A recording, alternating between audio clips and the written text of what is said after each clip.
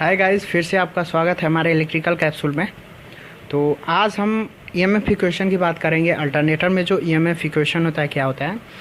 तो सबसे पहले बात की, जो अल्टरनेटर में जो ईएमएफ होता है वो एसी होता है, और जो एसी होता है उसकी वैल्यू जो होती है हमेशा एवरेज ही ईएमएफ इंड्यूस होता है अल्टरनेटर में। तो क्वेश्चन पूछा जाता है कि अल्टरनेटर में जो भी ईएमएफ इंड्यूस होगा वो कैसा होगा, पीक होगा, आरएमएस होगा या एवरेज होगा। तो आपका आंसर जो होगा वो एवरेज पे ही ट्रिक करें। एवरेज होता है, बाद में हम लोग इसको अपना कैलकुलेट करके जो लाइन या फेज आरएमएस निकालते हैं। तो चलिए देखते हैं कैसे इसका ईएमएफ इक्वेशन आता है हमारा अल्टरनेटर में। तो जैसा कि हम जानते हैं कि रोटर में हम लोग डीसी सप्लाई देते हैं। सपोज ये रोटर है, इसमें हम लोग डीसी सप्लाई देते हैं। तो इसमें नंबर ऑफ पोल होंगे हमारे। जैसे इसमें हम डीसी सप्लाई देंगे तो इसमें हमारा फील्ड क्या हो जाएगा, सेटअप हो जाएगा, यानी हमारा फाई क्या हो जाएगा, इसमें सेटअप हो जाएगा। और रोटर में जो पोल होते हैं वो हमारे नंबर ऑफ पी से डिज़ाइन करते हैं रोटर में। जैसा कि आप ये देख रहे होंगे, ऐसे इस टाइम 2 पोल का मतलब यूज़ किया गया है। अगर ऐसे हो जाता तो ये 4 पोल का मतलब यूज हो जाता। तो रोटर में हमने देखा कि जैसे ही डीसी सप्लाई देंगे तो उसके कारण फाई सेटअप हो जाएगा, और पोल की भी जो डिज़ाइन होती है वो पी होती है। इस कारण जो हमारा रोटर में जो टोटल फ्लक्स की अगर बात की जाए तो वो हमारा पी इंटू फाई हो जाएगा। तो पहला पॉइंट ये है। अब दूसरा पॉइंट ये है कि जो हमारा रोटर जो है प्राइम मूवर के थ्रू इसको हम लोग मूव कराते हैं, तो इसमें जो फील्ड सेटअप हो जाता है, ये सपोज़ ये फील्ड सेटअप हो जाता है हमारा। तो जैसे इसको मूव कराएंगे तो ये फील्ड जो होते हैं स्टेटर के रखे कंडक्टर को क्या करेंगे, कट करेंगे, जिससे हमारा स्टेटर में हमारा ईएमएफ इंड्यूस होता है। तो सपोज़ हम मान लेते हैं कि एक रिवॉल्यूशन मतलब एक चक्कर में ये 60/n मतलब टाइम लेता है। इसकी जो टाइम है वो 60/n है। इसको हम लोग सेकेंड में रखते हैं। तो इसका जो पर रिवॉल्यूशन है, 1 रिवॉल्यूशन में जो ये रोटर एक बार घूमने में इतना टाइम लेता है। ठीक, अब हम जानते हैं कि जो ईएमएफ इंड्यूस होता है, ईएमएफ जो इंड्यूस होता है उसका फार्मूला होता है d∅/dt। तो ईएमएफ हमारा rate of change of flux मिलेगा तो हमारा ईएमएफ इंड्यूस होगा। तो d∅ की वैल्यू आप जानते हैं कि क्या है, हमारी p इंटू फाई है, और dt की वैल्यू हमारी क्या है, 60/n है। तो इसी के कारण जो हमारा ईएमएफ होगा वो हो जाएगा p∅n, ऊपर चला जाएगा और नीचे क्या हो जाएगा, हमारा 60 हो जाएगा। तो अब ये जो ईएमएफ है ये एवरेज ईएमएफ है हमारा। अब ईएमएफ का जो ये पहला जो इक्वेशन मिला ये हमारा एवरेज ईएमएफ है। अब इस एवरेज ईएमएफ के टाइप हम देखते हैं, कितने टाइप में इसको हम लोग मतलब चेंज कर सकते हैं। तो जैसा कि हम जानते हैं कि स्टेटर में बहुत सारे मतलब कंडक्टर होते हैं, उनकी जो संख्या होती है वो जेड होती है। तो हम इस एवरेज ईएमएफ में अब अगर हम नंबर ऑफ कंडक्टर से गुणा कर दें तो कोई फ़र्क नहीं पड़ेगा हमारा। तो ये जो अब जो ईएमएफ हो जाएगा, जो हमारा एवरेज ईएमएफ हो जाएगा वो हो जाएगा p∅n/z/60 हो जाएगा। अभी इस एवरेज ईएमएफ को एक तरीके से और चेंज कर सकते हैं। इस एवरेज ईएमएफ को, जैसा कि हम फार्मूला जानते हैं कि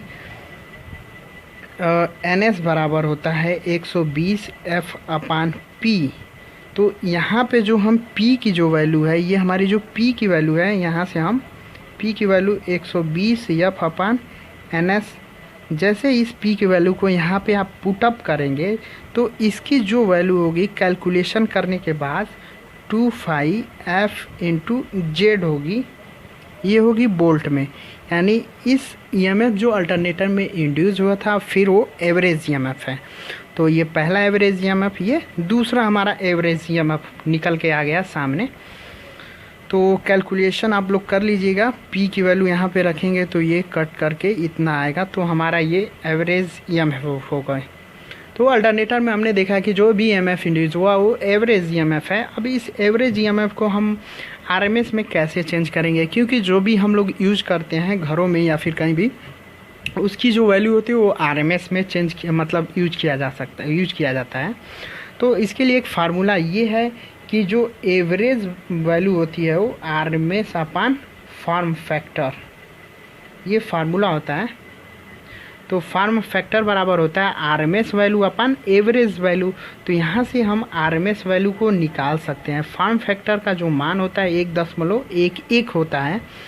तो यदि फॉर्म फैक्टर का मान 1.11 से और एवरेज में गुणा कर दिया जाए, एवरेज की वैल्यू इतनी आई है, इसमें हम 1.11 से गुणा कर दें, ये 25FZ इसकी वैल्यू अगर इसमें गुणा कर दिया जाए तो जो हमारा अब जो ईएमएफ होगा वो आरएमएस एवरेज ना होकर अब क्या हो जाएगा, आरएमएस हो जाएगा। लेकिन ये जो ईएमएफ है वो हम पर फेज ईएमएफ की एनालिसिस कर रहे हैं, तो इसका जो मान हो जाएगा अब हमारा जो आरएमएस का जो मान होगा वो 2.225FZ हो जाएगा, ये बोल्ट में हो जाएगा हमारा। तो यहाँ पे हमने देखा कि आरएमएस वैल्यू भी हमने निकाल लिया और एवरेज भी हो गया। लेकिन हम लोग जो होता है कहीं कहीं जो होता है आरएमएस ना यूज़ करके हम लोग, ये तो हमारा फेज का ईएमएफ आया है, लेकिन हम लोग लाइन का ईएमएफ निकालना चाहते हैं, क्योंकि हम लोग अल्टरनेटर जो होता है लाइन से कनेक्ट होता है, लाइन को पावर देता है। तो लाइन का फार्मूला जैसे कि आप जानते हैं कि लाइन का जो वोल्टेज होता है √3 फेज वोल्टेज होता है। तो ये जो हमारे आरएमएस वैल्यू होती है ये पर फेज वैल्यू है हमारी, मतलब एक फेज की, मतलब एक जानते हैं कि अल्टरनेटर स्टेटर में 3 फेज होती हैं, तो यहाँ एक फेज की जो आरएमएस वैल्यू है ये है हमारी। तो हम 3 फेज के लिए इसका अगर इसमें 3 से गुणा कर दें तो ये 3 फेज के लिए हमारी आरएमएस वैल्यू हो जाएगी। लेकिन यहाँ पे जो हम लाइन वोल्टेज की एनालिसिस मतलब करते हैं, तो लाइन वोल्टेज को निकालने के लिए √3 इंटू फेज वोल्टेज, तो ये हमारी जो वोल्टेज है वो फेज वोल्टेज है। यानी इस पूरे इक्वेशन में अगर हम √3 से गुणा कर दें तो जो हमारी अब जो ईएमएफ इंड्यूस होगा इसमें पर फेज में वो हमारा लाइन ईएमएफ होगा। तो जो लाइन का जो ईएमएफ है वो अगर √3 टाइम्स गुणा कर दिया जाए इसमें, देखिए यहाँ पे Z बराबर होता है 2T होता है, मतलब कंडक्टर जो होते हैं 2 टर्न से हमारे डिज़ाइन होते हैं नंबर ऑफ टर्न से, तो Z बराबर 2T होता है। इस अगर 2 का इसमें गुणा कर दिया जाए तो ये 4.44 हो जाएंगे, और फाई और F और Z के जगह आप T लिख सकते हैं। तो ये हमारी लाइन वोल्टेज इतनी निकल के आ गई।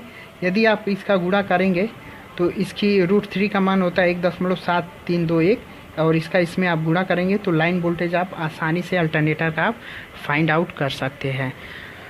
तो अल्टरनेटर के ईएमएफ इक्वेशन में इतना ही था। तो आज के लिए बस इतना ही। प्लीज़ चैनल को लाइक सब्सक्राइब करें और दोस्तों के साथ शेयर करें। अगर शेयर नहीं कर पा रहे हैं तो प्लीज़ अपने दोस्तों को बोलिए कि यूट्यूब पे इलेक्ट्रिकल कैप्सूल को सर्च करें, सबसे पहले वीडियो आपको मिल जाएंगे। तो अल्टरनेटर के ईएमएफ इक्वेशन में इतना ही था। आई होप वीडियो पसंद आया होगा आप लोगों को। तो आज के लिए बस इतना ही। धन्यवाद।